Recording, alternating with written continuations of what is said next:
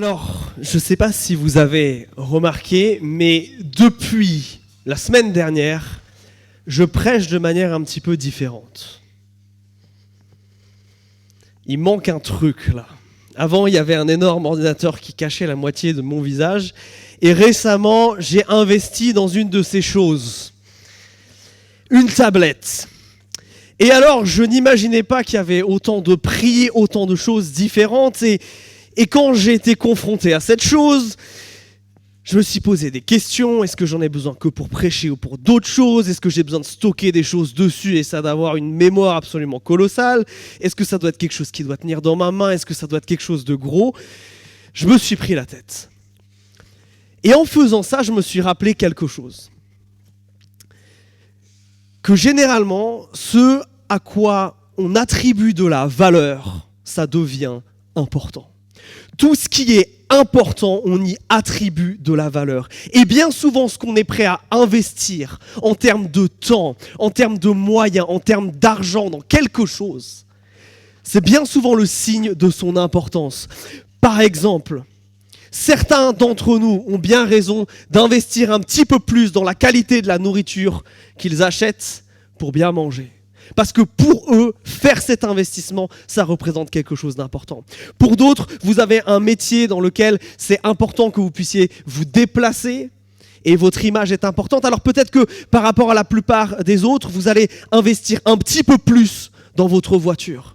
Parce que ça devient important. Toutes les choses qui sont importantes nécessitent en fait une forme d'investissement, une forme de valeur, une forme de sacrifice. Et on a une semaine de Pâques.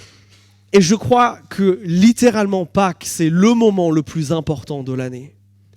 Mais malheureusement, dans notre société, comme dans nos églises, on a tendance un petit peu à le reléguer au second plan.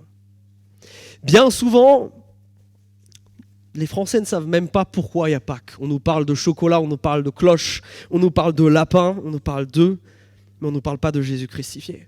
Même nous, où est-ce qu'on met nos temps, nos moyens ? C'est peut-être plus pour Noël. Mais mes amis, si Noël était important parce que ça a changé notre calendrier, Pâques l'est d'autant plus parce qu'il n'y a que Pâques qui peut changer notre destinée. Si Jésus vient à Noël, c'est super. Mais si Jésus ne vient pas mourir à Pâques, ça ne servait à rien. C'est un beau souvenir pour nous. Pour aujourd'hui, pour nous, ça ne change absolument rien. Sans Pâques, il n'y a pas de chrétien. Sans Pâques, on n'est pas là aujourd'hui. Sans Pâques, la foi, elle s'est arrêtée. Et ça me trouble parfois de me dire qu'on loupe à quel point ce temps est important. Et ça se voit justement dans l'investissement parfois qu'on met, dans la valeur qu'on donne à ce temps-là. Et comme on est à une semaine de Pâques, comme vendredi prochain et dimanche prochain, on va avoir ces temps spéciaux où on célèbre la mort et la résurrection de Christ. Je crois qu'aujourd'hui, c'est le bon moment de se rappeler en fait pourquoi Pâques est important. Pour voir quels ont été les prix payés à Pâques. Parce qu'on l'a dit, tout ce qui est important va coûter quelque chose. Alors je vous propose d'ouvrir vos Bibles à Matthieu chapitre 28. On va voir le prélude à la croix. Qu'est-ce qui se passe avant les textes qu'on va lire vendredi et dimanche ? Qu'est-ce qui se passe juste avant que Jésus prenne ce dernier repas, aille sur le mont des Oliviers, soit crucifié, arrêté et ressuscite ? Qu'est-ce qui s'est passé juste avant ? Et vous allez voir que tout tourne autour d'une histoire de prix. Matthieu chapitre 26, on commence à lire au verset 1. Lorsque Jésus eut achevé tous ses discours, il dit à ses disciples, « Vous savez que la Pâque a lieu dans 2 jours et que le Fils de l'homme est sur le point d'être livré pour être crucifié. » Alors les grands prêtres et les anciens du peuple se rassemblèrent dans le palais du grand prêtre, appelé Caïphe. Ils se résolurent de faire arrêter Jésus par ruse et de le tuer. Toutefois, ils disaient, pas en pleine fête, afin qu'il n'y ait pas d'agitation parmi le peuple. Je m'arrête là. Il y a quelqu'un qui va payer un lourd tribut ici, et il nous l'annonce dès le verset 2. C'est Jésus.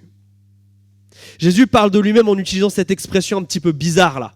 Le Fils de l'homme. C'est l'expression favorite de Jésus pour parler de lui à la 3e personne.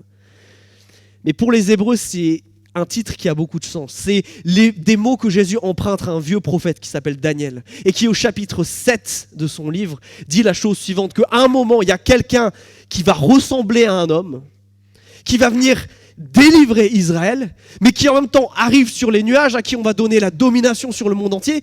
En fait, il ressemble à un homme, mais il est Dieu. Et ça, c'est une des manières très concrètes par lesquelles Jésus est en train de dire « Les amis, je suis Dieu ». Alors, qu'est-ce que Jésus nous dit de lui-même, verset 2 ? Qui va être livré, qui va être crucifié. Crucifié, cette méthode de torture et de mise à mort, mise au point par les Phéniciens et, on va dire, perfectionnée par les Romains. Et ça nous rappelle quelque chose, que Pâques, il y a quelqu'un qui meurt, il y a Jésus qui meurt. Pâques, c'est important parce qu'il y a une mort. Et cette mort, elle a un sens. Cette mort, c'est un paiement d'une dette. Cette mort-là de Christ, c'est ce qui a coûté à Dieu son Fils. Oui, Pâques, c'est important. Pourquoi ? Parce que Dieu a dû sacrifier quelque chose. Parce que Dieu a laissé quelque chose de côté. Dieu a abandonné son Fils à la croix. Jésus est venu mourir. Et ça, c'est le paiement d'une dette, d'un crime. Alors, regardez, les versets 3, 4, 5 nous apprennent que ce que Jésus va vivre sur cette croix, c'est totalement injuste. On complote contre lui, on veut l'arrêter, pas de manière légale parce qu'il aurait commis quelque chose qui serait pas bien, mais par ruse. Parce que oui, cet homme était saint, cet homme n'avait jamais rien fait. Alors c'est quoi la signification de tout ça ? C'est quoi la signification de Pâques ? Eh bien, c'est comme si nous tous, nous les êtres humains, nous étions tous clients d'un énorme restaurant. Et on n'est pas très regardant sur le menu et sur les prix, et on commande des plats, les uns après les autres. On s'empiffre, on s'engorge, on vit comme il nous plaît, on mange comme ça nous fait plaisir. Sauf que, à l'instar d'un client qui ne regarderait pas le menu et qui serait surpris par l'addition, eh bien, nous sommes les mêmes. C'est la même chose pour nous. Nous vivons comme nous voulons.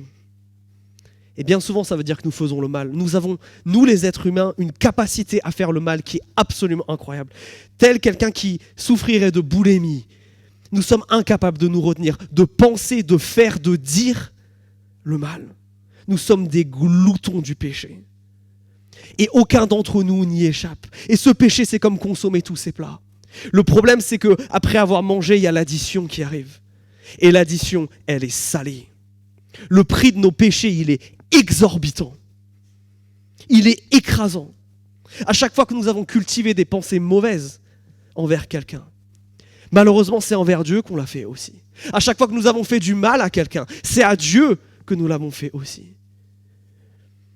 Et si nous faisons une offense à Dieu, alors cette offense est grave. Face au prix du péché, face à la dette du péché, on se trouve démuni. Comme cette personne qui n'a pas regardé tout ce qu'elle a commandé et qui se trouve face à cette addition et qui ne sait plus quoi faire. Et ce ne sont pas nos maigres bonnes actions, celles que nous faisons, qui vont payer cette dette. Non, souvent on a tendance à dire ça, peut-être que Dieu m'acceptera si je fais du bien, peut-être plus de bien que de mal. Mes amis, nos bonnes actions, c'est une autre monnaie. C'est une monnaie étrangère qui ne peut pas payer cette dette. Ça ne marche pas, il n'y a pas de taux de conversion. Ce n'est pas comme ça que ça marche. Et l'embarras nous saisit alors. Comment payer cette dette ? Comment payer le prix du mal que nous commettons ? Pire, non seulement on se fait du mal les uns aux autres, mais ça offense Dieu. Quand le serveur nous tend le ticket, on devient tout pâle. L'addition est beaucoup trop élevée. Le péché qui était si séduisant au début, maintenant nous fait mal au ventre. Si Pâques nous rappelait que ça serait vraiment triste. Si Pâques ne servait qu'à nous rappeler notre embarras face au péché, ça serait quand même vraiment triste. Mais là, il y a ce verset 2. C'est pas nous qui sommes mis à mort. Regardez, c'est Jésus.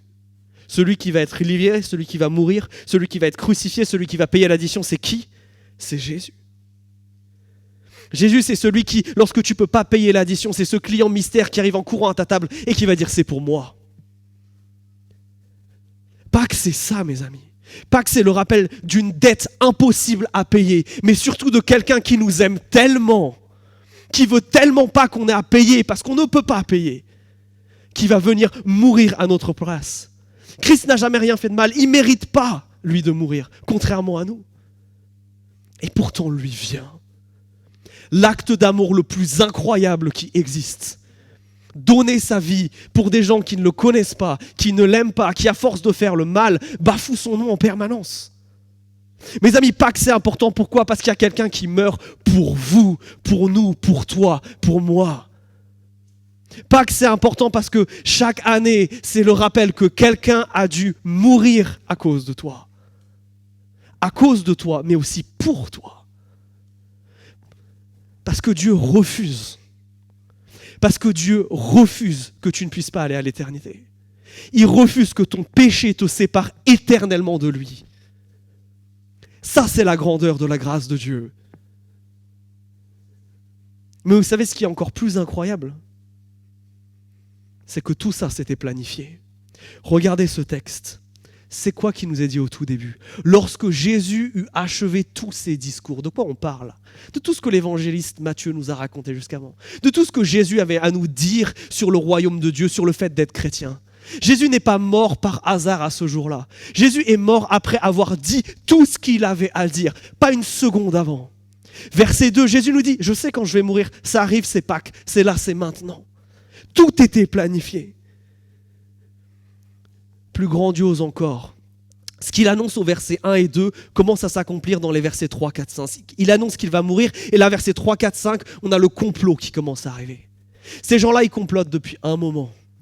Matthieu 12, verset 14, Matthieu 21, verset 46. Dans tous ces endroits, on nous dit déjà qu'ils cherchent à faire mourir Jésus, mais pourtant, c'est la première fois qu'ils vont y arriver. C'est la première fois qu'ils vont pouvoir le faire. Vous savez pourquoi ? Parce que s'ils avaient essayé ne serait-ce qu'une seule fois avant ça, des myriades d'anges seraient descendus et les auraient expulsés. Christ est mort au bon moment, selon la souveraineté de Dieu. Actes chapitre 2 nous dit que cet événement était planifié par Dieu avant même la fondation du monde. C'est pas comme si Jésus, tout d'un coup, il s'était mis à nous aimer et se dire « ceux-là, je les aime plutôt bien, je vais les sauver ». Non, Dieu, dans son infinie sagesse, savait que nous lui désobéisserons, savait que cette dette, elle serait énorme. Et bien avant que tu sois né, il avait déjà préparé le moyen de te sauver. Ça, c'est un amour extraordinaire. Ça, c'est un amour qui dépasse tout ce qu'on peut connaître. Un amour qui anticipe, un amour qui est souverain, un amour que rien ni personne ne peut arrêter. Mes amis, c'est pour ça que Pâques, c'est si important. C'est important parce qu'il y a une dette terrible qui est payée par Jésus, par amour pour nous. Et comment Jésus paye cette dette ? En venant amener un chèque en blanc. Vous savez ce que c'est un chèque en blanc ? C'est le cauchemar des banquiers. À l'époque où on payait encore par chèque, c'est ce chèque sur lequel il n'y a rien d'inscrit. Et celui qui a le chèque peut par conséquent marquer à qui le chèque va et le montant. Jésus, c'est ce qu'il t'offre sur la croix. Quand il vient payer l'addition du péché, c'est ça. Il t'offre un chèque en blanc sur lequel ton nom peut être inscrit. Et le montant de toutes tes dettes, de toute la dette du péché. Il n'y a pas un seul péché que tu as commis. Une seule chose qui soit trop grave. Une seule trahison, un seul mensonge, un seul acte qui soit trop terrible pour que Jésus te pardonne. Est-ce qu'on se rend compte de la puissance de ça ? Qui est capable de pardonner comme ça ? Du péché le plus minime, celui où on a déjà du mal à dire que ça c'est faire le mal, au péché le plus grand, celui qui est caché, celui qui est secret, celui que tu n'as dit à personne.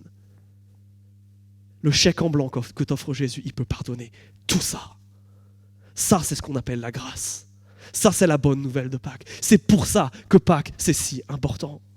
Comme je vous le disais au début, Noël change le calendrier, mais Pâques change notre destinée.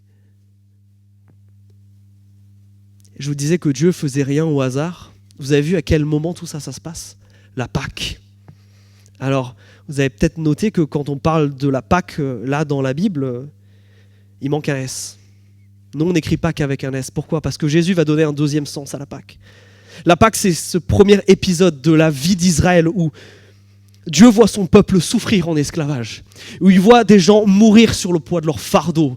Il voit des enfants se faire assassiner à la naissance. Et face à tant de souffrance, Dieu dit, je ne peux pas rester insensible. Je ne peux pas ne rien faire. Alors il va frapper l'Égypte 10 fois par 10 miracles. Par 10 fois, par la main de son serviteur Moïse, il déchire les cieux pour rappeler à ces dieux égyptiens leur juste place, celle de tout petits êtres face au grand Dieu. Par 10 fois, le pharaon va refuser. Et enfin, il accepte. Alors, ils sortent d'Égypte et là, ils se retrouvent coincés entre la mer et l'armée égyptienne. Dieu va-t-il les abandonner? Absolument pas. Un coup de bâton, la mer s'écarte, Israël passe, l'Égypte se fait engloutir. Le fait que Jésus meure à ce moment-là, il y a tout un symbolisme qui est tellement puissant. Pas que c'est le moment où Dieu dit « je mets un stop au mal ». Je mets un stop aux conséquences du mal. Je mets un stop à la condamnation du mal. Si Jésus meurt à ce moment-là et que ce moment-là a été planifié, c'est bien pour nous rappeler ça. Que cette mort de Christ, elle est si importante. Parce que ce que ça veut dire pour nous, c'est délivrance. Délivrance de la honte des péchés commis. Délivrance de la puissance des péchés présents. Et pardon pour les péchés futurs. Avec l'espérance un jour d'en être complètement débarrassé et de voir Dieu face à face. C'est pour ça que Pâques, ça change absolument tout. Alors continuons. Ça, c'est le premier prix de Pâques. Il y en a un deuxième. Verset 6. Comme Jésus était à Béthanie, chez Simon le lépreux, une femme s'approcha de lui. Elle tenait un flacon d'albâtre, plein d'un parfum de grand prix. Et pendant qu'ils étaient à table, elle répandit le parfum sur sa tête. En voyant cela, les disciples s'indignèrent. À quoi bon ce gaspillage? On aurait pu vendre cela très cher et en donner le prix aux pauvres. Jésus s'en aperçut et leur dit, « Pourquoi tracassez-vous cette femme? Elle a accompli une belle œuvre à mon égard. Les pauvres, en effet, vous les avez toujours avec vous. Mais moi, vous ne m'avez pas toujours. En répandant ce parfum sur mon corps, elle l'a fait pour mon ensevelissement. Amen, je vous le dis, partout où cette bonne nouvelle sera proclamée, dans le monde entier, on racontera aussi en mémoire de cette femme ce qu'elle a fait. » Jésus avait raison, on est encore en train d'en parler aujourd'hui. Cette femme, elle fait un acte bizarre. Ça se fait chez les Juifs de mettre du parfum, mais ce qu'elle fait pour les disciples, pour nous lecteurs du XXIe siècle, c'est bizarre. Elle prend le Chanel de l'époque et elle le verse sur Jésus. Et a priori, ça va jusqu'à lui recouvrir tout le corps. Ce parfum-là, il est tellement cher que les commentateurs bibliques se battent pour essayer de comprendre comment elle a pu obtenir ça. Est-ce qu'elle a vendu tout ce qu'elle avait pour avoir ce truc-là? Est-ce que c'est même un héritage familial? Le prix de cette chose, c'est complètement décadent, c'est complètement extravagant ce que cette femme est en train de faire. Mais la question, c'est pourquoi elle paye ce prix? Pourquoi elle gaspille, entre guillemets, ce flacon? Ne vous y méprenez pas, en faisant ça, elle n'essaye pas de payer la dette du péché. Cette femme-là n'essaye pas, en faisant ça, de dire à Jésus, je te donne la chose la plus importante que j'ai, et toi tu me donnes la plus importante que tu as. Je marchande le parfum contre le salut, le truc le plus cher que j'ai en échange de l'éternité. Non. En fait, si je devais faire une métaphore, ce que cette femme va apporter à Jésus, c'est un pourboire. Qu'est-ce que je veux dire par là?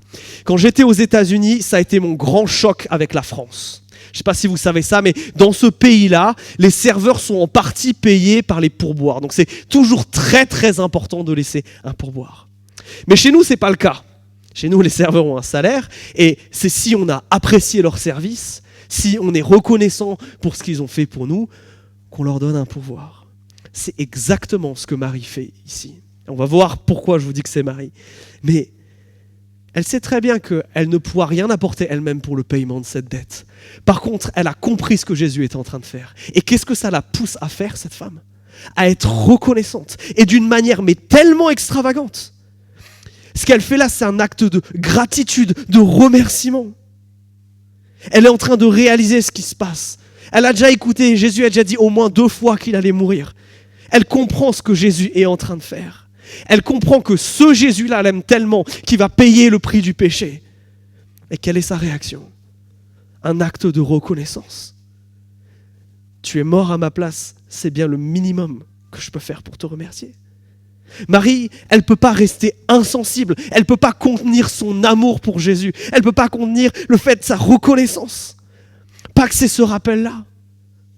Pas que ça a coûté ça à Marie, parce qu'elle a compris le sens profond, ce que Jésus a fait. Elle ne peut pas y rester insensible. Alors les disciples critiquent ce choix. Les disciples critiquent ce pourboire de manière très pragmatique. Ils sont en train de se dire, mais attends, avec tout ça, on aurait pu nourrir des gens. Rappelez-vous, la situation économique de l'époque, c'est la crise. C'est justifié peut-être comme pensée. Est-ce qu'on n'aurait pas pu donner ça aux pauvres? Est-ce que ça n'aurait pas fait plus de bien? Eh bien, pas selon Jésus. Jésus, regardez, il dit deux choses. Un, elle a fait quelque chose de beau. Dans ma traduction, c'est dit une belle œuvre. Et deuxièmement, il leur cite le Deutéronome. Alors, en leur citant ce verset, Jésus n'est pas en train de leur dire « Les chrétiens, c'est important que vous soyez dans vos églises, que vous vous occupiez de moi et que vous n'en ayez rien à faire des pauvres. » Non, le passage complet que Jésus cite dit ceci, c'est Deutéronome 15, 11. « Il y aura toujours des pauvres dans le pays, c'est pourquoi je te donne cet ordre. Tu devras ouvrir ta main à ton frère le pauvre ou le déshérité qui est dans ton pays. » Jésus n'est absolument pas en train de condamner le fait de faire quelque chose de bien et de beau. Mais Jésus est en train de dire « Vous loupez l'importance du moment, vous loupez la priorité. Vous n'attribuez pas à ce moment la bonne valeur. Vous ne voyez pas ce qui est important ici. » Et c'est parce qu'ils ne comprennent pas ça qu'ils sont circonspects. Mais ce passage nous rappelle quelque chose de tellement essentiel. Ce que Jésus regarde et ce sur quoi nous serons jugés, ce n'est pas sur nos bonnes œuvres, mais sur notre amour pour Jésus. Qu'est-ce que Jésus valide? Cet acte d'amour. Pas le fait de faire de bonnes œuvres. Évidemment, elles sont importantes. Évidemment, elles sont une conséquence de la foi. Mais elles sont un acte d'amour pour ce que Dieu a déjà fait, pas pour essayer de mériter son amour. Ce passage nous rappelle que tu peux essayer d'être bon autant que tu veux, mais cette monnaie n'a pas de valeur pour payer la dette du péché. Alors qu'est-ce que ça veut dire pour nous aujourd'hui? Si le sacrifice de Jésus a une telle importance, si Jésus met en valeur ce que cette femme a fait en nous disant, on s'en souviendra même dans l'histoire, ça doit nous interroger. C'est quoi Pâques pour nous?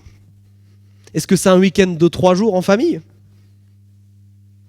Ou est-ce que c'est le moment où on célèbre notre foi? Ne me méprenez pas, c'est une bonne chose de passer du temps en famille, c'est une bonne chose de se reposer.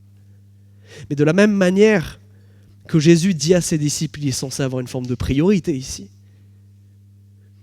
Est-ce que c'est l'emphase qu'on met sur Pâques? Et ça encore, c'est juste la fête de Pâques une fois dans l'année. Mais Pâques, on le commémore à chaque fois qu'on prend ce repas. À chaque fois qu'on mange ce pain, à chaque fois qu'on boit ce jus de raisin, on se rappelle ce que Christ a fait. Est-ce que comme Marie, on vient vers ces éléments avec une profonde reconnaissance, une profonde gratitude? Ou alors tout ça c'est simplement une habitude et parce qu'on est chrétien on fait ça? Est-ce que quand on va chercher ces éléments, on se rappelle du symbole profond qu'ils représentent, de la vie qui a été cassée sur une croix pour nous? On doit arriver devant ces éléments avec reconnaissance et avec joie. On a un Dieu qui nous aime tellement, qui est mort pour nous. Personne n'est aimé comme ça. Vous n'aimerez jamais personne comme ça et personne ne vous aimera comme ça. Mes amis, est-ce que nous cultivons cette reconnaissance? Est-ce que, entre guillemets, nous laissons à Dieu un pourboire? Mais vous notez qu'on ne nous donne pas le nom de cette femme.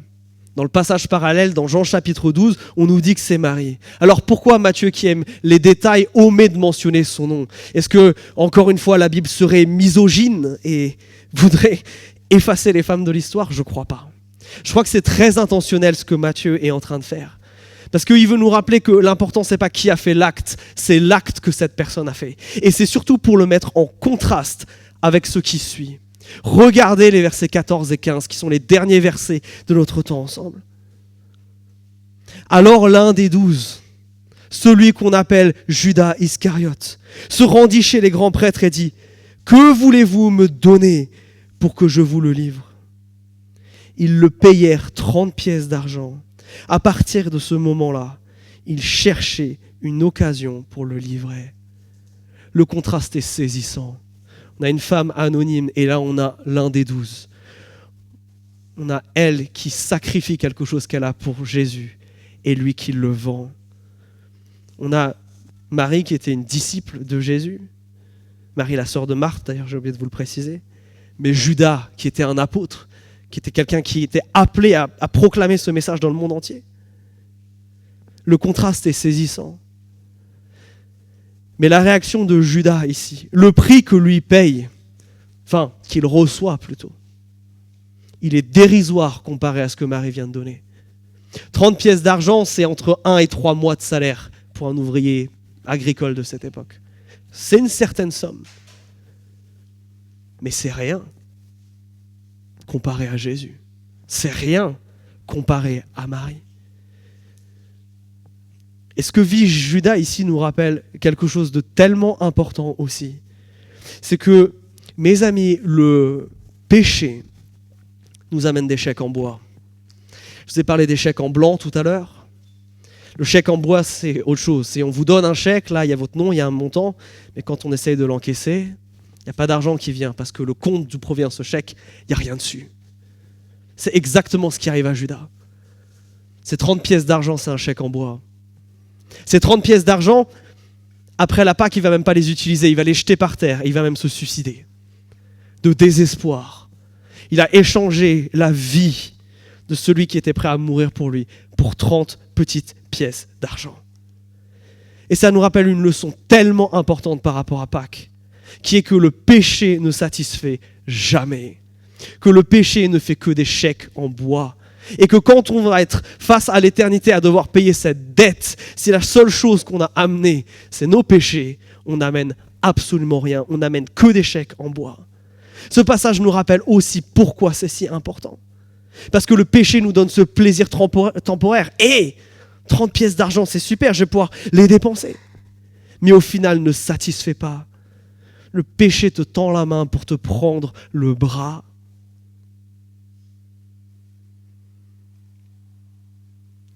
Ici, Judas va être tué par son péché, tué par les remords. Et de bien des manières, tous les disciples, on met souvent l'accent sur Judas parce qu'il a fait un acte terrible. Vous voyez d'ailleurs qu'il n'a pas été corrompu. C'est lui-même qui allait voir les prêtres. C'est lui-même de sa propre volonté. Nous rappelons encore une fois que nous, les êtres humains, nous sommes des machines à pécher. Et tous les disciples ont abandonné Jésus d'une manière ou d'une autre. Mais la différence entre Judas et les autres, et particulièrement celui qui s'appelle Pierre, elle se passe à une chose. Il y a une chose qui fait la différence. C'est que les autres reviennent vers Jésus. Que Pierre, après s'être fait humilier d'avoir entendu le coq chanter 3 fois, lui rappelant 3 fois sa trahison, qu'est-ce qu'il fait ? Il revient à Jésus et Jésus le restaure. Face au péché, on n'est pas obligé de finir comme Judas. On n'est pas obligé d'amener un chèque en bois. Non, on peut se saisir de ce chèque en blanc et inscrire notre nom dessus, parce que Jésus-Christ nous le tend. Pâques, c'est le moment de te rappeler ceci. Jésus est mort pour ce péché. Ce péché que tu commets ne t'amène qu'à l'esclavage, ne t'amène qu'au remords, ne t'amène qu'à la destruction. Abandonne-le et reviens à Jésus. Le message de Pâques, c'est ça, mes amis. Alors, on est à 1 semaine de ce temps-là. Moi, j'ai une question pour vous. Qu'est-ce que vous amenez à Jésus pour Pâques ? Est-ce que vous êtes venu pour prendre 30 pièces d'argent ou pour ramener un parfum ? Est-ce que vous êtes venu pour abandonner vos péchés et être sanctifié par Christ ? Est-ce que vous venez peut-être pour la première fois pour recevoir la vie ? La vraie, celle qui commence avec Jésus. Mes amis, la croix, ce qu'on va fêter là, c'est le je t'aime le plus incroyable de l'histoire. C'est Jésus qui dit, cloué, je t'aime grand comme ça. Et tout ça, ça mérite une réponse. Et mes amis, cette réponse, elle commence maintenant. Comment tu te sens après la lecture de toutes ces choses-là ? Est-ce que tu te rends compte que Pâques, on en parle tellement, on en prend tellement des saintes scènes, que ça devient secondaire. Que ce qui est censé être le centre de notre foi, le cœur battant de nos églises, passe des fois au second plan. Est-ce que tu es prêt à ce qui se passe dans 1 semaine ?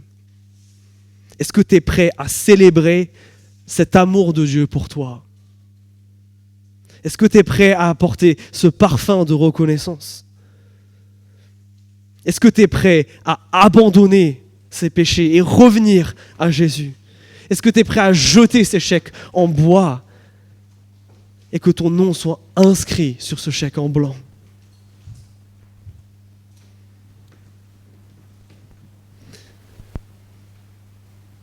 Alors que tu aies hâte d'être à Pâques, ou que le Seigneur t'ait repris pendant ce temps, je veux t'inviter à Pâques. Pâques nous rappelle que quelqu'un a dû mourir pour nous, mais surtout que quelqu'un était prêt à le faire. Et c'est pour ça que c'est une bonne nouvelle. Jésus n'attend qu'une chose, c'est que tu reviennes. Que tu reviennes de tes péchés. Pour la première ou pour la 15e fois, mais que tu reviennes. Et il nous a laissé ce symbole qu'est la scène. Où par ces petits éléments, on se rappelle ce qu'un grand Dieu a fait pour nous. On se rappelle que la croix, ce n'est pas une histoire, c'est une réalité. C'est Dieu qui se fait homme. C'est Dieu qui est fouetté, maltraité, brisé sur une croix, cloué et qui souffre. C'est un dos sanguinolent qui s'écharde contre du bois pour que toi, tu vives. Ces symboles, ils ont une force qui est incroyable. Mais cette force, elle est là pas pour te décourager d'y aller, mais pour t'appeler. C'est un repas. Et un repas, c'est quelque chose auquel on est invité. Jésus veut t'inviter. T'inviter à prendre ces éléments. T'inviter à renoncer au péché. T'inviter à rentrer dans ce temps de Pâques. Alors si tu veux lui dire oui, pendant le chant qui suit, je t'invite à te lever. Je t'invite à aller chercher ces éléments et revenir ensuite à ta place. On les prendra ensemble. Et si tu veux rentrer dans ce Pâques, si tu veux dire pardon à Jésus, si tu veux lui montrer et lui dire ta reconnaissance pour ce qu'il a fait pour toi, alors ne te prive pas de ce repas. Et pendant ce chant où on se rappelle la croix, où on se rappelle Pâques, lève-toi et va chercher les éléments.